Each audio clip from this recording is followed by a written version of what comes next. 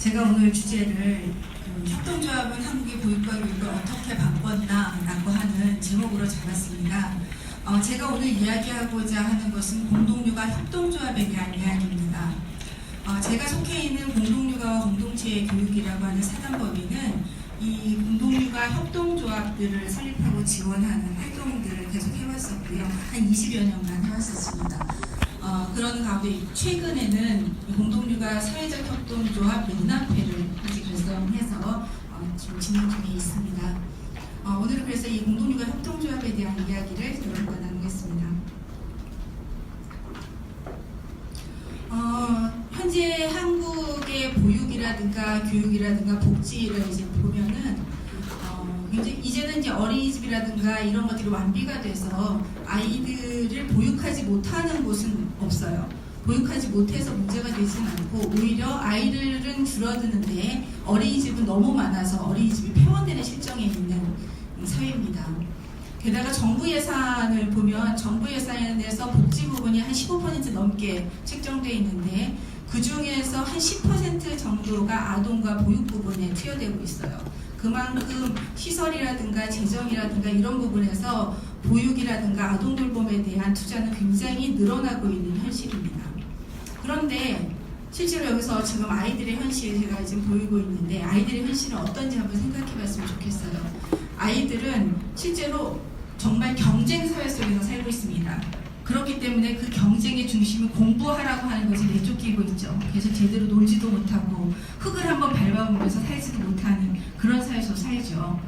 그래서 OECD 국가 중에 아동의 행복지수 최하를 달리는 나라가 우리나라입니다. 그럼 부모는 어떤가요? 부모는 긴 노동시간, 그 다음에 핵가족 속에서 아이를 혼자서 아이를 키울 수도 없는 상황, 그렇게 해서 고립되어 있는 그런 상황 속에 놓여 있습니다. 바로 이런 것을 보존해주고 지원해주는 것이 보육일 텐데 어린이집 비리라든가 아동학대 문제는 보육 현실 또한 믿을 수 없다라고 하는 거죠. 그러면 보육의 또 하나의 중심이 교사는 어떤가요?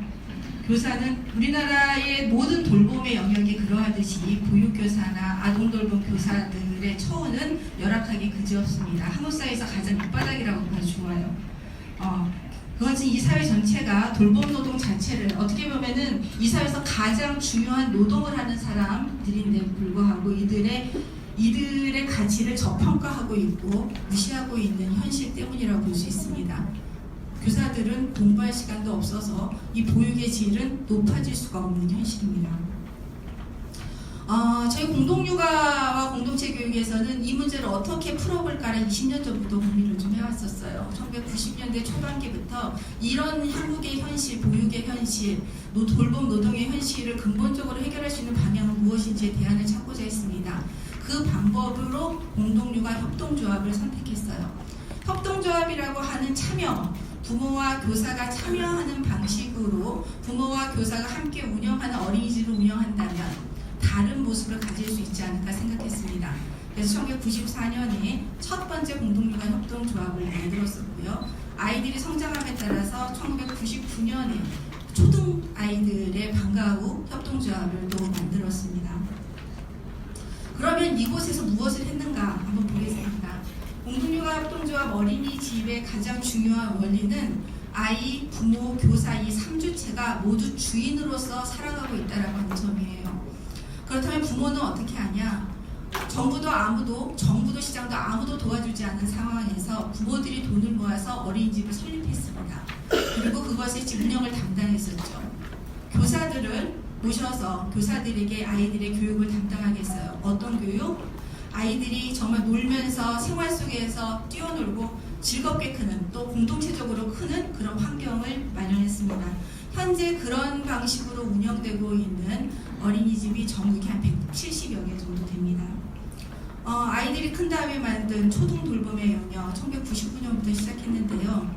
여기서 가장 크게 중심을 두었었던 부분은 아이들이 학교를 다녀와서 오후 시간에 방과 후 시간에 어떻게 생활해야 되냐에 대한 문제였어요. 학교를 갔다 온 아이들은 지쳐있죠. 그러면 아이들은 기본적으로 쉬어야 해요. 그러나 지금 현재도 그러하지만 현재의 많은 방과 후 돌봄을 하고 있는 곳들에서 보면 수많은 프로그램들로 아이들을 돌립니다. 아이들이 쉬거나 자기 스스로를 키워나갈 수 있는 창조적인 역량을 기를 수 있는 시간은 거의 없어요. 그래서 아이들에게 쉼터와 놀이터와 배움터가 되는 공간을 만들고자 했습니다. 그럴 때 교사는 이 아이들만이 아니라 동네 아이들과 함께 아이들을 키우는 마을교사로서의 위치를 잡고 부모들은 이곳에서 아이들을 함께 키워나가자라고 하는 약속을 하고 마을을 만들어갔습니다. 한국의 대표적인 마을 공동체라고 얘기하고 있는 성미산 마을, 삼각산 재미난 마을 이런 곳들은 바로 이 공동체 협동조합에서부터 출발한 곳이라고 말씀드릴 수 있습니다. 그러면 그 아이들이 어떻게 생활하고 있는지 한번 보시죠.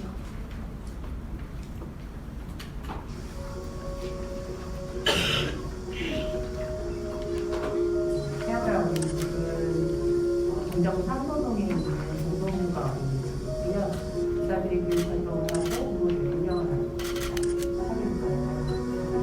사람들이 깜짝 놀랐는데요. 같이 모여서 소통하고 같이 이야기를 나누고 하루 일과를 나누고 모든 하고 이제 산으로 날리기를 갔어요. 산으로 날리기를 갔다가 돌아와서 점심을 먹고 또 마당으로 나와서 놀아요. 오후 낮잠 시간을 자고 일어나서 간식 먹고 다시 밖에 나와서 놀게 되는 정말 충분히 놀 수 있는 공간이죠. 저희가 어린이집을 터전이라고 부르는 이유는 아이들이 여기서 하루 생활을 하고 여기서 먹고 자고 놀고 하기 때문에 주민을 열면 바로 숲이 있다는 맨 처음에는 이제 아이들이 공간에다가 손을 이렇게 시간을 펴가지고 올리는 걸 키즈를 하는 게 그런 것보다 했어요. 7살 아이들은 진짜 열악한 그 구정이나 공간이나 이런 거 가지고 집에 이렇게 까불려가지고 이렇게 보면은 진짜 생각이 안 되면 감동적이고 좋은 거예요. 그래서 우리가 이렇게 만들어지고 그 다음에 한국에서 공동들이고 이렇게 전달되는구나 생각하고 일단 교사가 이끌어가는 게 아니라 애들의 욕구를 따라서 오시는 거기 때문에 애들이 먼저 욕구를 알 수 있도록 도와주고 그 욕구를 따라서 내가 뭐 하려고 선택할 수 있고 요즘 교육교사 말을 하면 이제 좀 촉구되는 거거든요. 그냥 단순히 아이에게 서비스를 해주고 우리는 그런 의미가 아니라 좀 더 구체적으로 서서 항상 고민하고 생각하고 고민 많이 합니다. 자기만의 교육 철학 아니면 이 교사의 교육 철학을 가지고 주체적으로 움직이고 자신에게 부모님들한테도 안일도 할 수 있고 단호하게 그렇게 하시면 안 된다고 자신을 얘기할 수 있어요. 평준화되지 않습니까? 그냥 딱 그 하나는 세상에 존재하는 하나가 가장 그쪽인 것 같아요.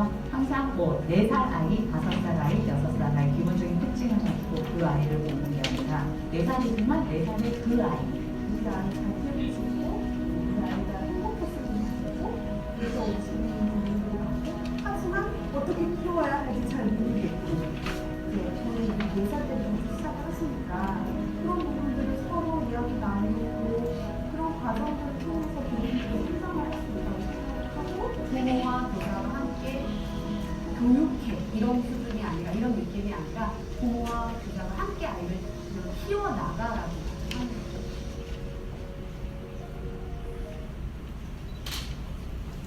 예, 어떠신가요? 부모와 아이가 함께 아이를 키운다라고 하는 표현과 예를 들면 부모가 일을 나가기 때문에 아이를 어린이집에 맡긴다라고 하는 의미는 굉장히 다르죠.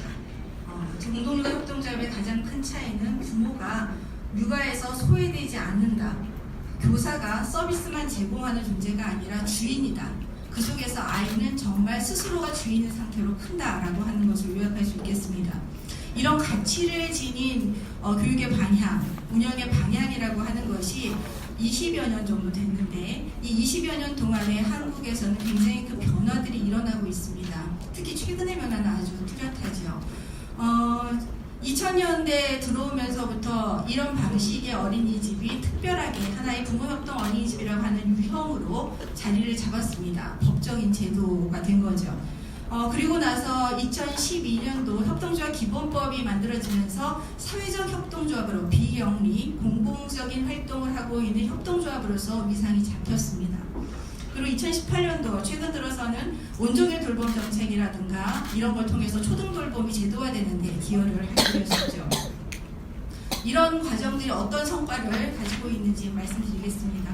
그리고 또 하나 이런 유형들이 단지 협동조합뿐만이 아니라 국공립 어린이집이라든가 품앗이 공동육아라든가 이런 지역아동센터까지 다양하게 확산되고 있는 중에 있습니다.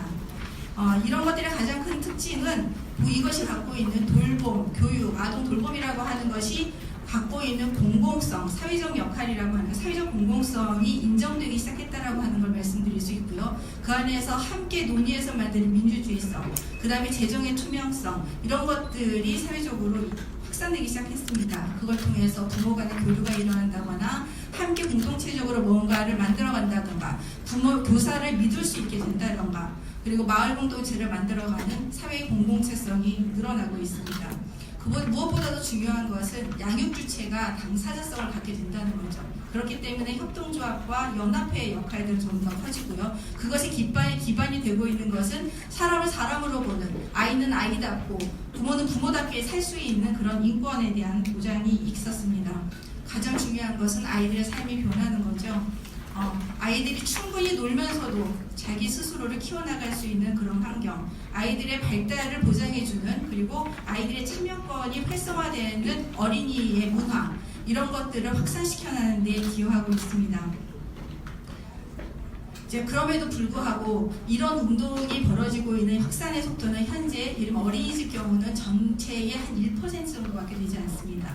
초등돌봄의 영향은 그보다 훨씬 더 적죠. 이제 시작이라고 볼 수 있습니다. 제도가 도와주고 주민들이 나서고 하는 환경 속에서 새로운 문화, 공동체적인 아동 돌봄이 이루어지는 그때까지 공동육아와 공동체 교육은 열심히 일하겠습니다. 감사합니다.